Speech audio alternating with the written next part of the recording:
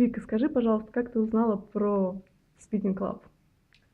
Про Speaking Club и X-Language я узнала от знакомой девушки, которая здесь занимается на курсах.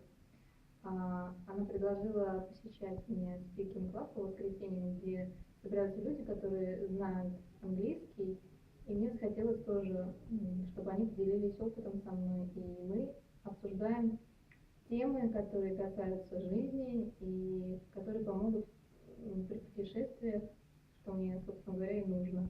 Подтянуть английский для того, чтобы чаще путешествовать и чтобы меня понимали иностранцы.